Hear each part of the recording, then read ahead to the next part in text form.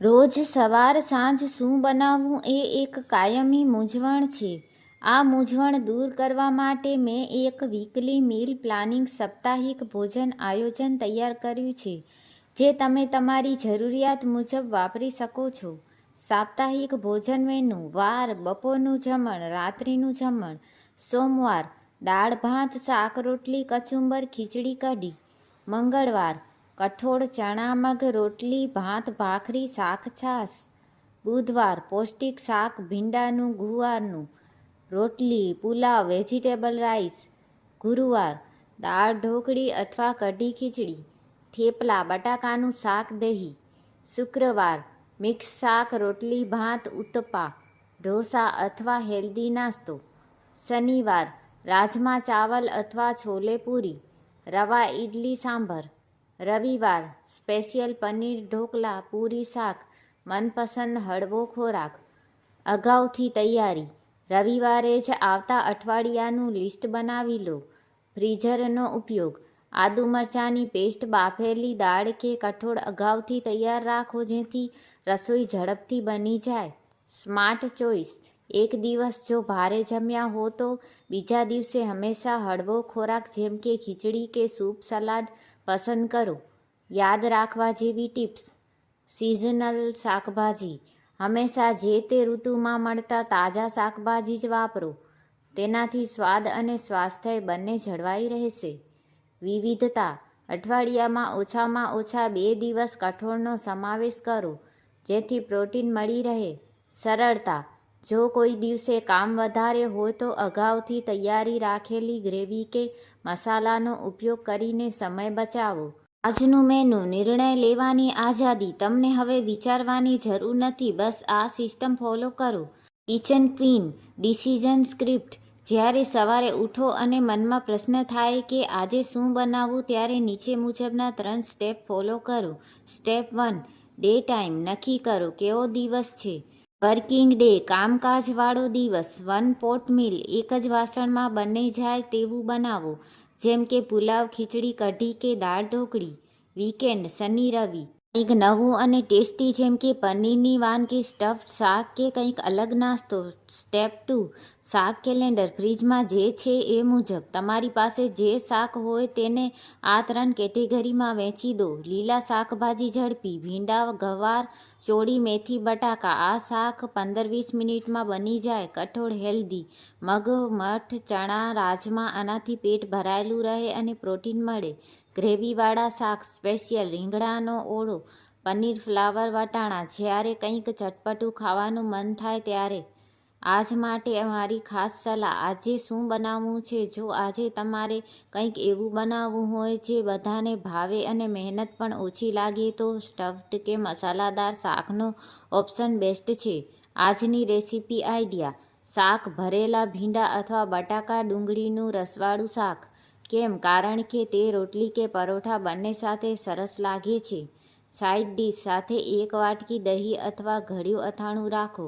આનાથી સાદું જમણ પણ રાજાશાહી લાગશે. મૂંઝવણ દૂર કરવા માટેની ગોલ્ડન ટીપ: તમારા ફોનમાં એક મેનુ બોર્ડ બનાવો. અઠવાડિયાની શરૂઆતમાં જ નક્કી કરી લો કે કયા દિવસે શું બનશે. જ્યારે તમે પ્લાનિંગ કરો છો ત્યારે રસોડામાં જઈને મગજને વિચારવાનું નથી પડતું, ફક્ત હાથને કામ કરવાનું રહે છે. સૌથી અગત્યની વાત: જો કોઈ દિવસે કંઈ જ બનાવવાનું મન ન થાય તો તે દિવસે ખીચડી અને અથાણુંને તમારા ફેવરિટ મેનુ તરીકે જાહેર કરી દો. ક્યારેક રસોડામાંથી રજા લેવી એ પણ સ્ત્રીનો અધિકાર છે. તમને અત્યારે ફ્રિજમાં કયું શાક સૌથી વધુ દેખાઈ રહ્યું છે જણાવો. હું તમને તેમાંથી 10 મિનિટમાં બની જાય તેવી બેસ્ટ રેસીપી શીખવી દઉં. માસ્ટર મસાલા અને ગ્રેવી ક્યુબ્સ: દરરોજ આદુ લસણની પેસ્ટ ખાડવી કે ગ્રેવી બનાવવી કંટાળાજનક છે. ટીપ: રવિવારે જ આદુ લસણ મરચાંની પેસ્ટ બનાવીને ફ્રીજમાં રાખો. ગ્રેવી ક્યુબ્સ: ટમાટા ડુંગળીની ગ્રેવી બનાવીને તેને આઈસ ટ્રેમાં ભરીને ફ્રીઝ કરી દો. જ્યારે પણ શાક બનાવવાનું હોય ત્યારે ફક્ત 2-3 ક્યુબ્સ પેનમાં નાખી અને શાક ઉમેરી દો. રસોઈ 10 મિનિટમાં તૈયાર. શાકભાજીની ક્વિક પ્રોસેસિંગ: શાકભાજી લાવ્યા પછી તેને સાફ કરવા કે કાપવામાં સૌથી વધુ સમય બગડે છે. ટીપ: શાકભાજી લાવો ત્યારે જ તેને ધોઈને કોરા કરી લો. કોબીજ, ફુલાવર કે ગાજરને સમારીને એરટાઇટ ડબ્બામાં ભરી રાખો. જ્યારે રાંધવાનો સમય થાય ત્યારે માત્ર વઘાર કરવાનો જ બાકી રહે. પાનના પાન, કોથમીર અને મેથીને સાફ કરીને કાગળમાં લપેટીને ડબ્બામાં રાખો. તે આખું અઠવાડિયું તાજા રહેશે. ઓલ ઇન વન શાકભાજી: જ્યારે ફ્રિજમાં થોડું બધું શાક બચ્યું હોય ત્યારે શું કરવું? ટીપ: બધું શાક ઝીણું સમારીને મિક્સ વેજીટેબલ બનાવી લો. તેમાં થોડી મલાઈ કે દહીં ઉમેરો એટલે તે શાક એકદમ હોટલ જેવું લાગશે. બીજો વિકલ્પ: આ શાકને લોટમાં બાંધીને વેજીટેબલ પરોઠા બનાવી લો. બાળકો અને વડીલો બંનેને ભાવશે. રસોડાનું પહેલું પગલું: જ્યારે રસોડામાં પ્રવેશ કરો ત્યારે મગજમાં આ ક્રમ રાખો. પહેલાં ગેસ પર દાળ કે કઠોળ મૂકો કારણ કે તેને સમય લાગે છે. ત્યારબાદ શાક તૈયાર કરો. છેલ્લે રોટલી બનાવો. આ ક્રમ જાળવવાથી રસોઈ ક્યારેય કાચી કે મોડી નહીં પડે. મેનુ રિપીટ કરવામાં શરમ ના રાખો: ઘણીવાર આપણે વિચારીએ છીએ કે ગઈકાલે તો આ જ બનાવ્યું હતું, આજે શું બનાવશું? ટીપ: અઠવાડિયામાં 1 કે 2 વાર તમારું ફેવરેટ કે સરળ શાક રિપીટ કરવામાં કંઈ ખોટું નથી. તમે તેને અલગ રીતે પીરસો. દાખલા તરીકે, આજે શાક રોટલી તો કાલે એ જ શાક સાથે પરાઠા કે પૂરી. મધર-ઇન-લો કે ફેમિલી મેમ્બર્સ સાથે ઓપન ટોક: ટીપ: અઠવાડિયામાં એક દિવસ એવો રાખો જે દિવસે તમે બધાને પૂછો કે આજે શું ખાવાનું મન છે.